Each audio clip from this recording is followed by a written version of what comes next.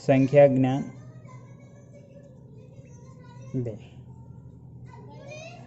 હવે એક મુદ્દો અહીં યાદ રાખવા જેવો છે કે ઘણા વાલીને એમ થતું હશે કે આ તો જવાહરનો પ્રશ્ન છે, આપણો છોકરો ક્યાં જવાહરની તૈયારી કરે છે, પણ આ જે ગણિત છે એ સામાન્ય ગણિત છે, જેને આ ગણિત આવડે તો જ આગળના ગણિત આવડે। આપણે ઘણા ખરા 10મામાં નાપાસ થતા હોય છે, એનું કારણ શું કે એમને સામાન્ય ગણિત આવડતું નથી। એટલે એવું ના માનતા કે આ જવાહરનું માત્ર છે, બધી જ એક્ઝામો, પછી એ મામલતદારની હોય, તલાટીની હોય, બધી જ એક્ઝામોમાં આ ગણિત ઉપયોગી છે।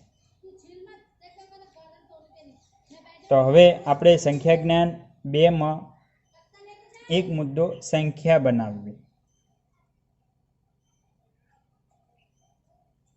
બનાવો। ધોરણ 6માં પણ આ મુદ્દો આપેલો છે। હવે સંખ્યા બનાવવી, કોઈ સંખ્યા આપણને આંકડા આપી દીધા છે 8, 3, 0, 9। હવે આમાંથી સૌથી મોટી સંખ્યા બનાવવી હોય તો શું કરવું પડશે? તો મોટો આંકડો પહેલાં સૌથી મોટી બનાવવી, પછી 9, પછી જે એનાથી નાનો હોય એ, એટલે આ 8, પછી એનાથી નાનો હોય એ 3, પછી એનાથી નાનો હોય તો આ સૌથી મોટી સંખ્યા બને।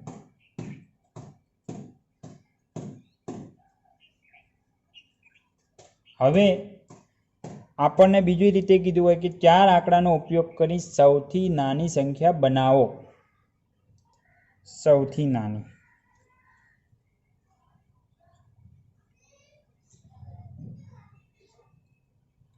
કહ્યું છે સૌથી નાની સંખ્યા બનાવવાનું અને 4 એ 4 આંકડાનો ઉપયોગ કરવાનો। તો આપણે 4 એ 4, સૌથી નાનો આંકડો 0, 3, પછી 8, 9 આવું લખીએ તો આ ખોટું પડે, કેમ કે આ 0 આગળ લખવાથી આપણે 0નો ઉપયોગ કર્યો કહેવાય નહીં। આ કોઈ પણ સંખ્યા વાંચે તો 0, 389 ના વાંચે, ઓનલી 389 જ વાંચે। એટલે 4 આંકડાનો જ્યારે ઉપયોગ કરવાનો હોય અને એમાં 0 આપેલો હોય તો 0 પછી જે નાની સંખ્યા હોય પહેલાં લખવાનું, એટલે 3 આવે, 3 પહેલાં લખી, પછી 0 લખવાનો, અને પછી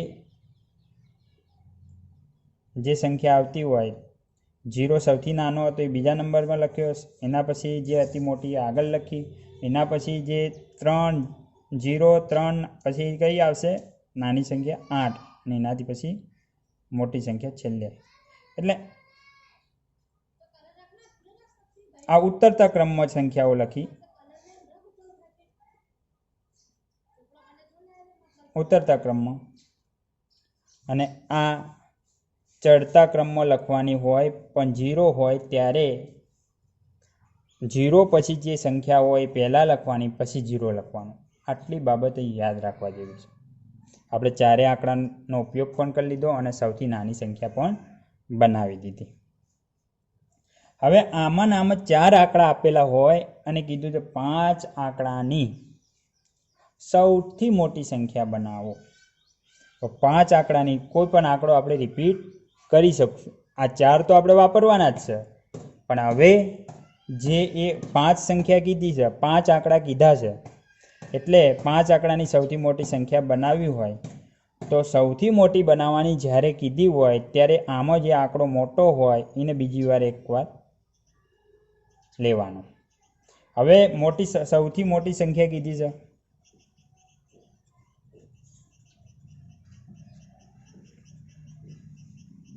સૌથી મોટી સંખ્યામાં 9 બે વાર છે, 9 બે વાર લખી દેવાના, પછી એનાથી નાનો 8, એનાથી નાના 3, એનાથી નાનો 0, આ સૌથી મોટી સંખ્યા બની। સૌથી નાની સંખ્યા અને 5 આંકડાની કીધી હોય, 5 અંક, અને 5 અંક. તો હવે 5 અંકની સૌથી નાની સંખ્યા કીધી હોય તો શું કરવાનું કે આ જે સંખ્યા જે આંકડા આપેલા છે એમાં સૌથી નાનો આંકડો 2 વાર વાપરવાનો. આમાં સૌથી નાનો આંકડો કયો? 0. તો 0 ને 2 વાર વાપરવાનો.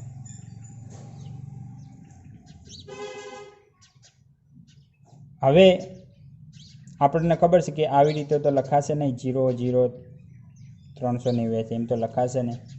0 વાપરવા ક્યાં પડશે? વચ્ચે. અને સૌથી નાની સંખ્યા બનાવવાની છે. તો આમ તો લખાશે ને.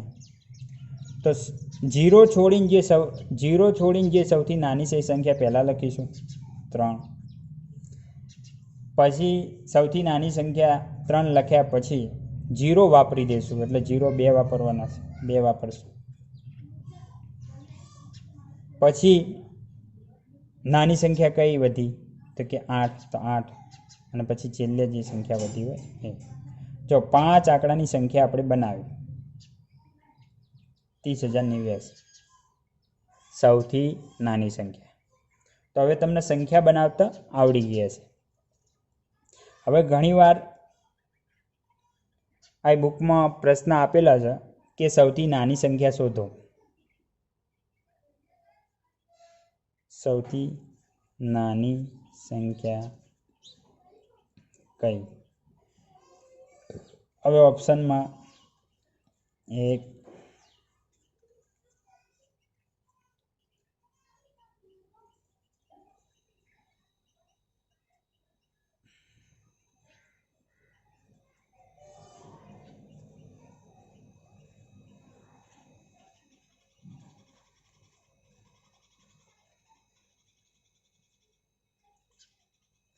હવે આમાં સૌથી નાની સંખ્યા કીધી છે તો આપણે સંખ્યા વાંચતા આવડતી હોય તો આપણે સરળતાથી અલગ કરીએ કે 99,879, 77,989, 88,304, 11,504.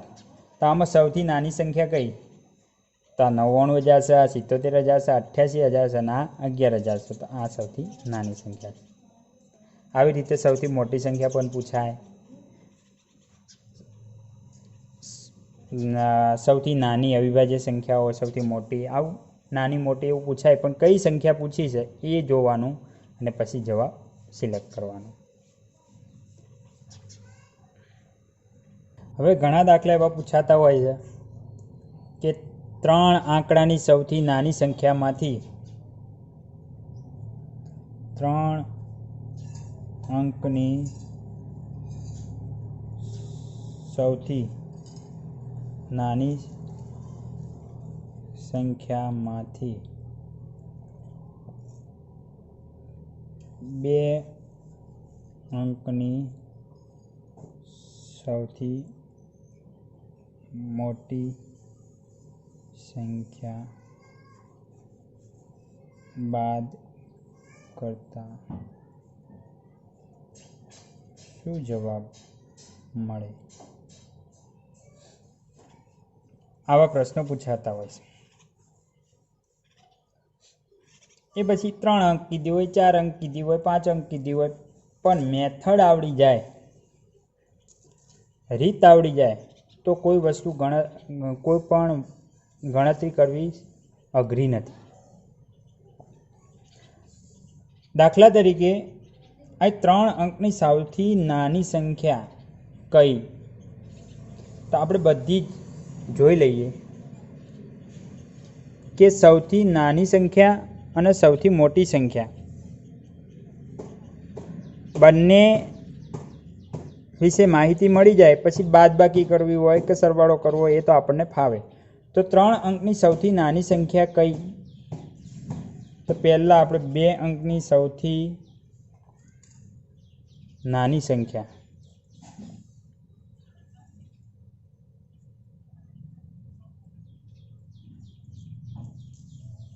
બે અંકની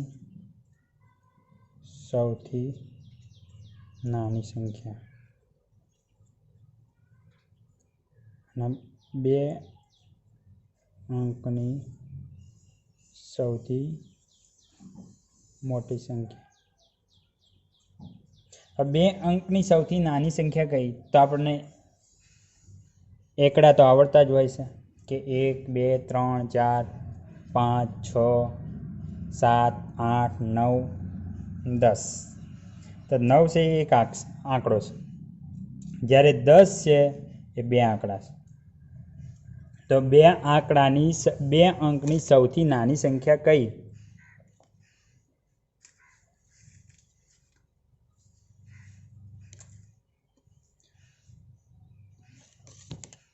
બે અંકની સૌથી નાની સંખ્યા કઈ? તો 10.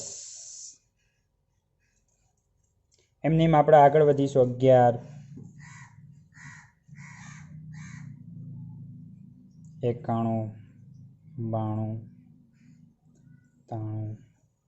93 આગળ વધીશું. 99 98 90 અને પછી 100. તો બે અંકની સૌથી મોટી સંખ્યા કઈ? તો 99.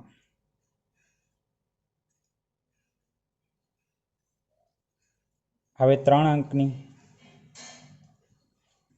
અંકની સૌથી નાની સંખ્યા તો કે 100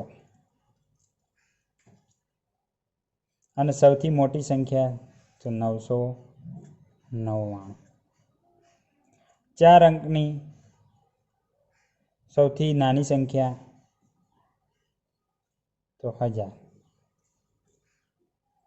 સૌથી મોટી 4 અંકની 9999.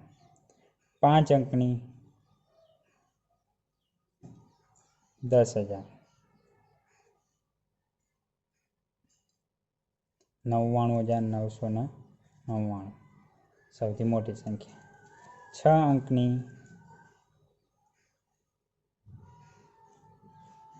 1,00,000. 9,99,999 મોટી. 7 અંકની 10,00,000.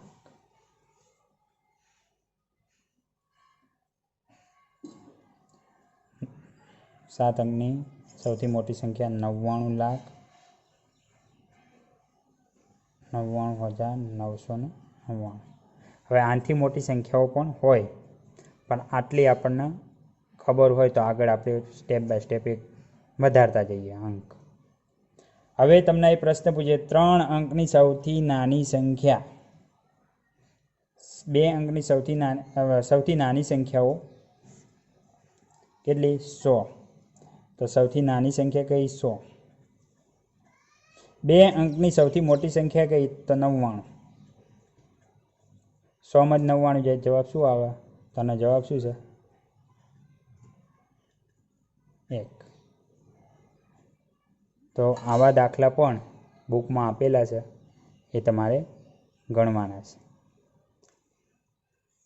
બુકના અંદરથી કોઈ પણ દાખલો ના આવડે તો કોમેન્ટમાં લખીને પણ જણાવી શકો છો. મારા વોટ્સઅપ ગ્રુપમાં તમે મોકલી શકો છો. એ અથવામાં મારો મોબાઈલ નંબર છે, એમાં ડાયરેક્ટ પણ મોકલી શકો છો.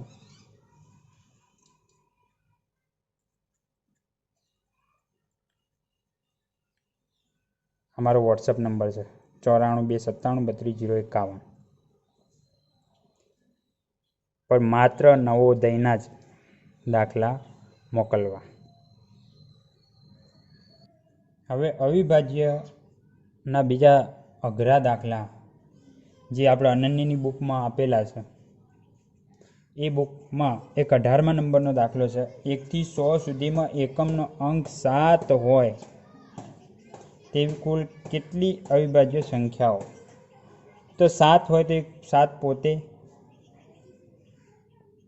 11 થી 20માં એક 17 સંખ્યા છે, એકમનો અંક 7 છે. 21 થી 30માં 23 ને 29 એટલે 7 વાળો કોઈ સંખ્યા નથી. 31 40 વચ્ચે 37 છે, એમાં એકમનો અંક 7 છે. 41 થી 50 વચ્ચે 47 છે, જેનો એકમનો અંક 7 છે. 51 થી 60 વચ્ચે 53 ને 59 છે, એટલે એકમનો અંક 7 નથી. 61 થી 70 વચ્ચે એક 67 સંખ્યા છે, જેનો એકમનો અંક 7 છે. 71 થી 80 વચ્ચે 71 છે, 71 છે, 73 છે અને 79 છે. પણ અહીં આપણને ચોખવટ કરી છે કે એકમનો અંક 7 હોવો જોઈએ, એટલે આ કોઈ સંખ્યા આવશે નહીં. 81 90 વચ્ચે 83 છે, 89 છે, એટલે એમાં એકમનો અંક 7 નથી. 91 થી 100 વચ્ચે 97 છે, 97નો એકમનો અંક 7 છે. તો કેટલી સંખ્યાઓ થાય? 1 2 3 4 5 6. તો જવાબ આનો 6 આવશે. સી જવાબ છે. હવે બીજો દાખલો છે કે બે ક્રમિક અવિભાજ્ય સંખ્યાનો સરવાળો, આ બધી જે સંખ્યાઓ આપી છે એ અવિભાજ્ય છે. 71 73 7 11 61 67 2 અને 3. આ બધી અવિભાજ્ય સંખ્યાઓ આપી, બે આપી છે જૂથમાં. એ બંનેનો સરવાળો અવિભાજ્ય આવવો જોઈએ. તો આપણે 3 ને 1 4 થશે અને 7 ને 7 14 થશે. 144. જે અવિભાજ્ય સંખ્યા 141 થી 150 વચ્ચે એકમાત્ર સંખ્યા છે 149. આ નથી જવાબ. ઓપ્શન પરથી જ આપણે જવાબ મેળવવો પડશે. 7 અને 11 એ બંનેનો સરવાળો 18 થશે. તો 18 એ અવિભાજ્ય સંખ્યા 11 થી 20 વચ્ચે અવિભાજ્ય સંખ્યાઓ 11 છે, 13 છે, 17 છે, 19 છે. 18 નથી, એટલે આ જવાબ નથી. 61 થી 67 નો સરવાળો કરવો પડે. 7 ને 1 8 6 6 12 128. આપણને ખબર છે કે 121 થી 130 વચ્ચે અવિભાજ્ય સંખ્યા એકમાત્ર 127 છે, 128 નથી. તો આ જવાબ નથી. 2 અને 3નો સરવાળો 5 થાય. અને આપણને ખબર છે કે 1 થી 10 વચ્ચે અવિભાજ્ય સંખ્યાઓ 2 છે, 3 છે, 5 છે, 7 છે. તો આ 5 અવિભાજ્ય સંખ્યા છે, એટલે આ જવાબ છે. તો ઘણા દાખલા એવા આવશે જે ઓપ્શન પરથી આપણે જવાબ નક્કી કરવો પડશે.